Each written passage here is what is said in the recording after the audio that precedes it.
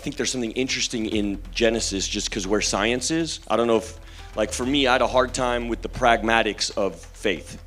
You start talking about life everlasting, and then my atheist Christopher Hitchens' mind starts taking over and starts saying, life everlasting? No, you have to explain that to me. Now, what's going on for me lately is you go back to Genesis and none of the new science discounts it. That's wild to me. Shia LaBeouf is back and looking healthier than ever before in this new, shocking interview that's leaving Hollywood shaking when they see that a prodigious and troubled child actor like Shia can become the ultimate prodigal son by escaping the system, finding God, and being loud and proud about it. This is Make Faith Famous. Comment what your religious or non-religious or spiritual beliefs are in the comments below so people can chat about it down there. And without further ado, let's watch Shia stun this audience into silence. Hi. My daughter, Allie, is at home. She couldn't make it. She absolutely loves you. Okay. And so she already prepped me. She really wants to know. She loves your motivational speeches, like just do it. Yeah. And she's wondering what motivates you, keeps you going, gives you drive. God. I'm a Jesus boy, you know, I'm a big God kid. But yes, for sure. Celebrate that, for sure. But before that, it was ego. You know, I was motivated by just getting on, trying to win. I'm an American, so, you know, I want to win. And so that kind of made me an egotist, you know, for a long time. And then, you know, you get older. You bump your head in the wall enough, and then your motivations change. Piggybacking off of your big Jesus guy, Yeah. what role does your faith play now when you choose projects and roles? Yeah, it's not, so I feel like God is all over my life, you know, all over my life. The good, the bad, the stuff that stays, the stuff that goes away. So when a script comes in, right, like this ain't for no reason, you know, and there's a lesson. I just feel like I'm open to things I wasn't open to before. What was the question again? Faith. Yeah. I used to think I was like in control of a lot of things. This is true of a lot of narcissistic ego people. And my job pushes this on you. So you do a couple of things and maybe it's good, you know? Maybe you wind up in like a Transformers and people are like, yo, you were funny in that thing. Now what happens is, I don't think nobody helped me with that. When you're 18, you think you're the funny, you're the good, and then that'll mess your life up. I don't know if this makes sense what I'm saying, but I got really into this idea that I was the good. So now what's going on, like yesterday, I know it's not me. So I'll sit there and I'll pray out loud with my crew, because sometimes my prayer feel fake. You know, like I'm just praying for the movie or praying to be seen praying. But I get so in with my crew now that it becomes like, you know, you got two or more. So me and my cameraman are in there grinding, you know. And then it's different. Then it's not like this ephemeral thing that's not nuts and bolts. It's like, you know, my faith is on the ground with me in a real way, in a different way. I'm not like ashamed of it at all. I'm loud about it. Yeah, I get to set and I'm like, I'm playing my music. Stop with the clapping stuff. I'll start playing my music. You know what I mean? That's my cue. Like, oh, game time. It's mine now, right? I'll play my music and everybody will know what time it is. I come with baggage, and then I'll start doing stuff like this.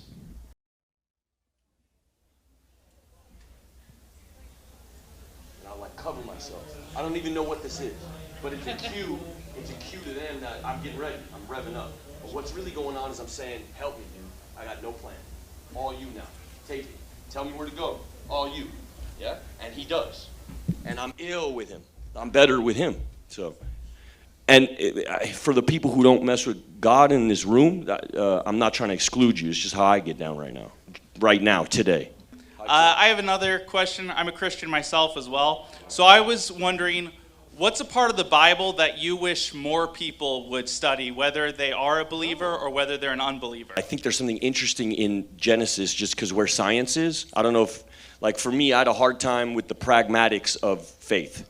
You start talking about life everlasting, and then my atheist Christopher Hitchens' mind starts taking over and starts saying, life everlasting? No, you have to explain that to me. Now what's going on for me lately is you go back to Genesis and none of the new science discounts it. That's wild to me. So I would say for the non-believer, the Old Testament's interesting too. For that chunk, for the, you know, the science debunking God. Actually, if you really go into Genesis, God winds up, you know, lining up with science so perfectly that it can't be a coincidence or you're an idiot. That's how strong my faith is. Nah, bro, you're wrong. Dead wrong. Dead wrong. Go sit over there. But that's, you never forget the last part.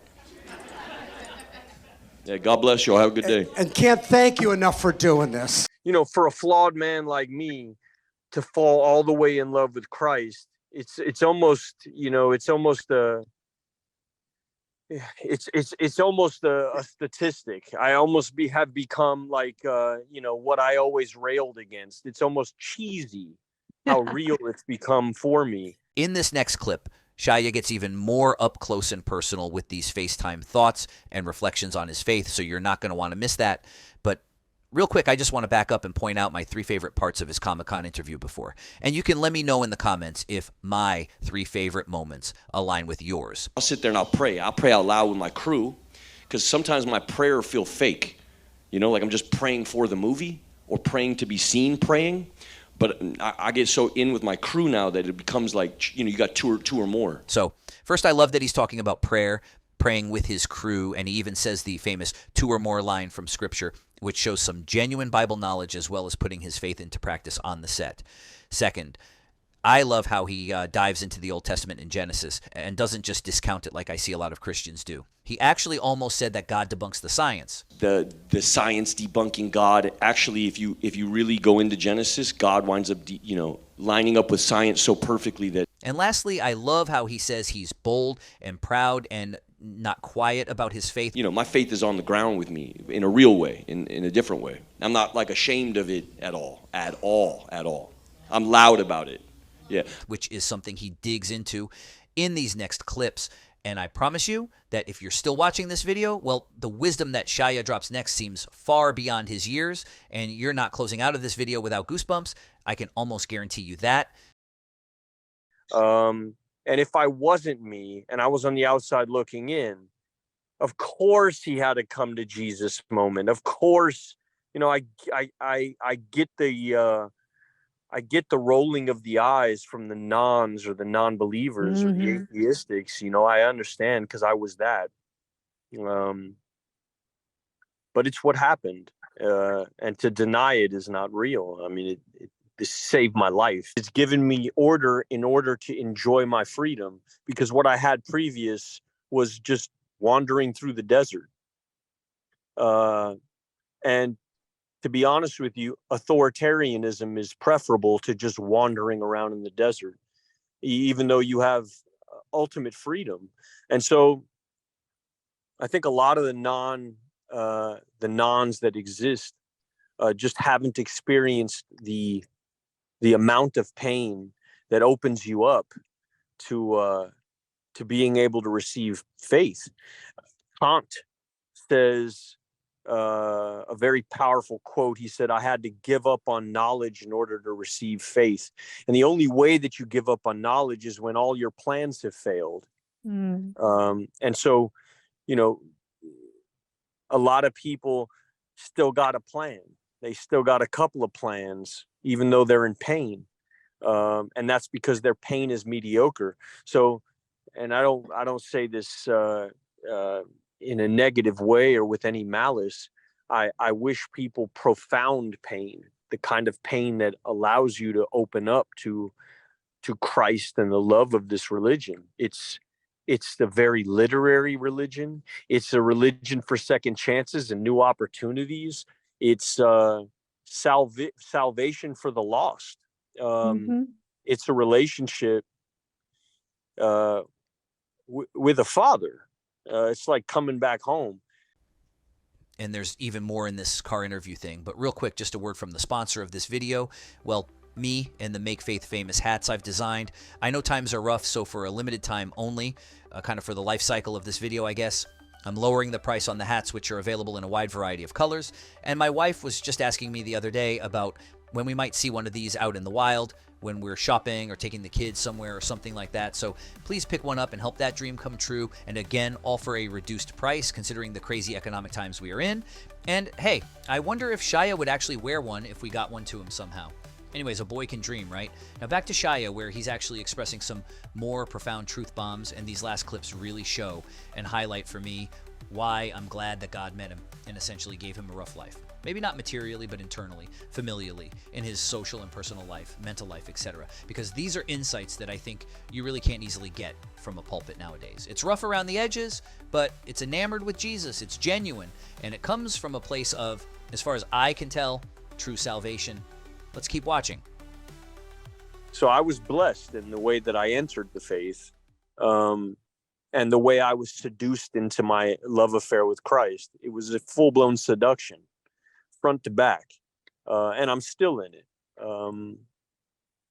I guess my message to a non-believer would be, I wish you profound extended pain, the kind of pain that destroys all your plans, that allows you to open up to an incredible life full of joy and harmony and happiness and purpose and connection, unlike anything I've ever experienced before. And do you think I've noticed that just when you find God, you feel like you know yourself better.